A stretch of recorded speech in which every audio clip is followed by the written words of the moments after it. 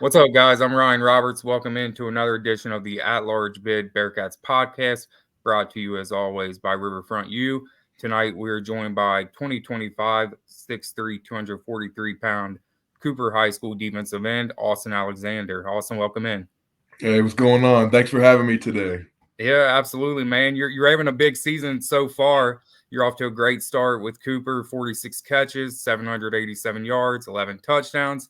Defensively, you already have 14 sacks, two fumble recoveries, and 58 tackles. How's this season going for you? Obviously, you're having a big junior year. Yeah, it's been a fun season for sure. Just been trying to be there for my guys. We have a game plan each week, and we have really good pieces on both sides of the ball. So I'm just trying to fill my part and make plays for my guys, and it's been a lot of fun this year. Just seeing what we can do. Let's talk a little bit about you as a player. You're currently rated the number 2 player in Kentucky, which is crazy. I actually had to look up to see who's rated ahead of you. High 3-star, low 4-star type kid, offers from Kentucky, North Carolina, Duke, Cincinnati, West Virginia, Louisville. The list goes on. What's this recruiting process been like for you so far? Yeah, it's been a lot of fun. Me personally, I just know God's gonna put me where I need to be. So I just been sitting back and just seeing different recruiting tactics and not really stressing about it and just trying to figure out where's gonna be the best place for me. It's been a lot of fun. Getting love from national programs that their brand is bigger than I can even fathom, and just getting that love from different coaches. It's been a lot of fun and really cool. So one of the reasons I wanted to bring you on tonight, you were on Cincinnati's campus last weekend for the Iowa State game. Let's just talk a little bit about that. What was that visit like in the atmosphere? Yeah, the atmosphere was incredible. I've been in Nippert Stadium before, just with the different staff, and the fans are just always incredible. I'm just coming out, just going crazy. The student section, of course, incredible. When the band runs down the stairs, it's just an incredible time for sure. And just feeling the love from all the coaches and the entire staff. Really, everyone know who I am, making sure I'm in the right place at the right time. Getting to see coaches before the game. They did it very well, and it was a great time with the atmosphere and just getting to experience it.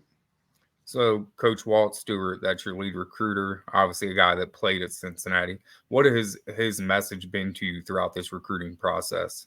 Yeah, so I mean, he just been, making it very clear that, he wants me to be that program changer and just, come in and be that pass rusher that makes plays and, be disruptive for the Cincinnati defense. He thinks I can play both sides, both the stand up end and the field end, and make a difference.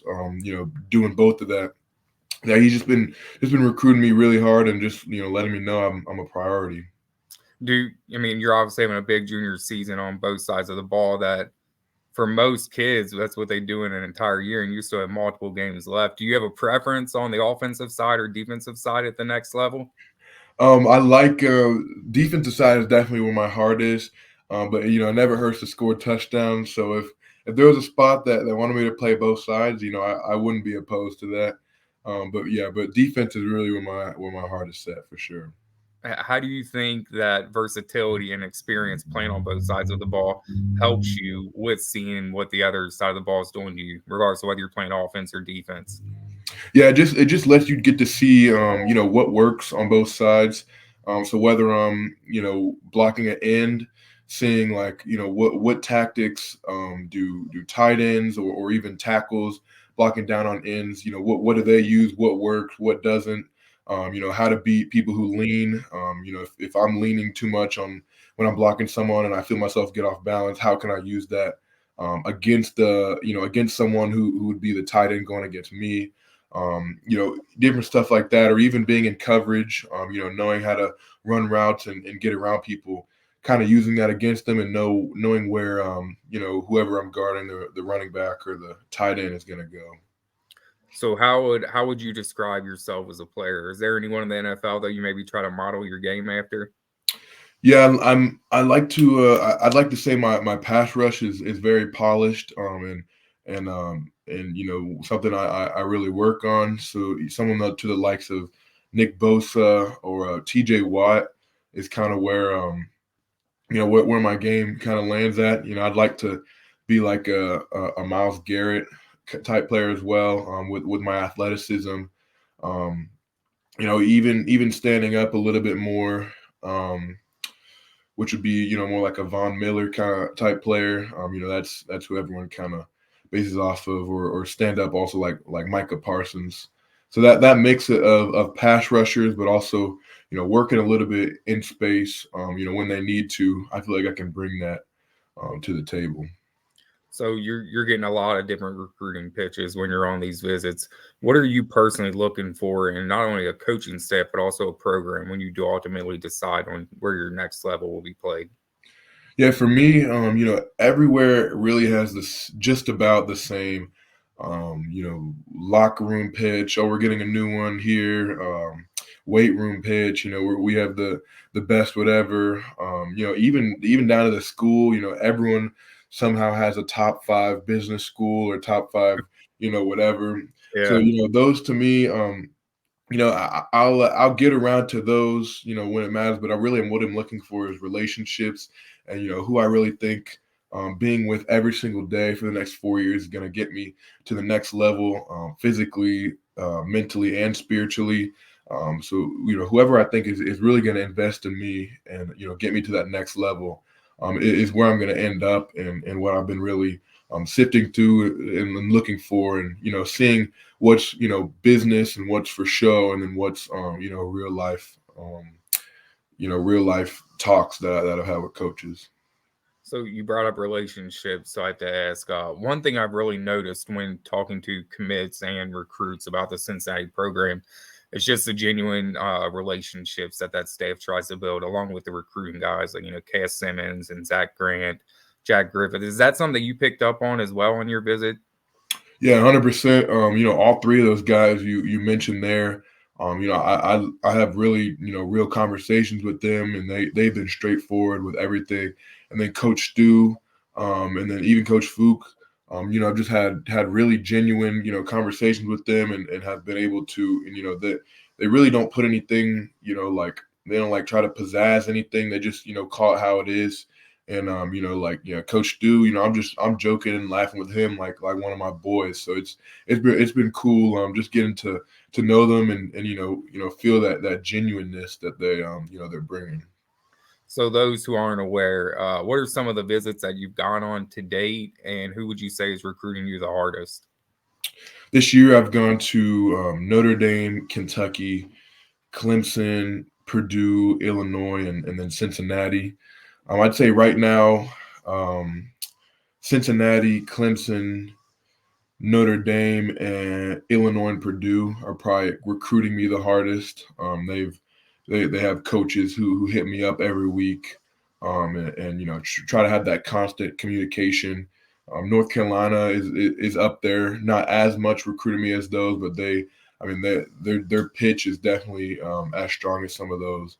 Like Mac Brown, he's texted me and told me I was a priority, different stuff like that. So I have to ask, Sean Alexander, obviously your uncle, how often do you get it on these visits where you get a guy that says they either played against your uncle or remember watching him play when he was in high school or college? If it comes up, it's just about every time. I mean, there's always someone remembering, my uncle, and it's cool to see different connections people have. Around here, typically it's just watching him or they played against him, but going on the visits, they actually played with him, or had a relationship or have some sort of story with him. So Yeah. that's been pretty cool to see. So your Cooper squad is obviously in the thick of a playoff race. What are your plans for the rest of the season heading into winter workouts? So yeah, going into the end of this season, looking to make a good run here. We're really coming together right now, getting some injured dudes back. Yeah, so looking to put it together to the end of this year. And then after the season, I'll go into basketball, and then be training with my trainer Jordan Nevels. And work to put on weight and continue picking up my speed going into the spring, and then just continue working. So I go way back with Coach Sully, and I'm sure he wants to hear you say this, but how much of a benefit is it to be a multi-sport athlete and have that versatility at the next level, regardless of which sport you play? Yeah, I mean, it's a really big, huge benefit. It just allows you to work on muscles. You wouldn't work on typically, in your one sport, just like working the same muscles. You can also get burnt out just being in the same sport year round or trying to just focus on that one. So just having that, having basketball for me just allows me to not get burnt out, just to work on different muscle groups. It's more jumping, more long time conditioning rather than short sprints. And then also just getting to play for different coaches also just allows me to adapt to coaches either in football, either new coaches we get, or it'll help me for college coaches as well. Also has helped me just grow as a leader, just getting to work with different kids. And then Coach Sully, I've always said that he's one of the best coaches, Mhm. regardless of sport in the Midwest. Really, he just brings the best out of everyone on the squad. And I think he's just helped me grow so much as an athlete, on and off the field. And I think it helps me grow even as a football player, just getting to play for him. Yeah, Sully's awesome, man. He's gonna be tough on you, but he's gonna love you up at the same time, and Absolutely. he's always gonna keep it real with you. Well, Austin, let's end on this. What does your timeline look like as far as cutting down your list to a top 5 or top 3, and when would you ultimately like to make a decision and have this behind you? Yeah, so I'll either have a decision by January or next July. Reasoning behind that is January. I'm thinking there's a chance I may want to shut it down after junior days. I may they go pretty in depth in junior days. On they go to school. You get to watch film.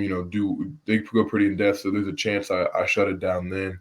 And then July would be after official visits. So if I don't feel like I've really narrowed it down after that, I'll wait, do my official visits, and then shut it down July, and that'll be latest. I don't want to be still pondering during the season, because next year we got some really big things to do, just like this year. Well, Austin, we appreciate you coming on tonight and wish you nothing but the best of luck the rest of your junior season. Yes, sir. Thank you, man. Thank you.